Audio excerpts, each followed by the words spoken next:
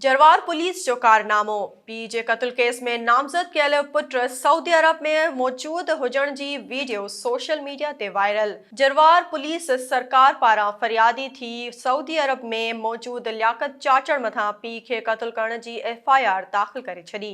SS news जे reporter Javed Bozdar मूजिब जरवार जे ॻोठ पीरबख़्श चाचड़ में हफ़्तो अॻु पुरइसरार नमूने गोली लॻण सबबि मारिजी वियल पीरसन ग़ुलाम रसूल चाचड़ जो केस जरवार पुलिस 4 ॾींहनि बाद मक़तूल जे पुट लियाकत चाचड़ मथां दाख़िल कयो, जेको सऊदी अरब में आहे ऐं उन जी उते हुजण जी वीडियो सोशल मीडिया ते पिणु वायरल थी आहे।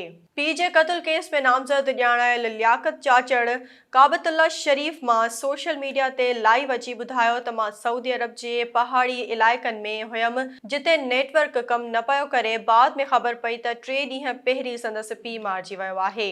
हुन चयो त जरवार पुलिस असांजो केस दाख़िल करण बजाए पाण फरियादी थी मुंहिंजे मथां पीउ खे क़त्ल करण जी FIR दाख़िल करे छॾी।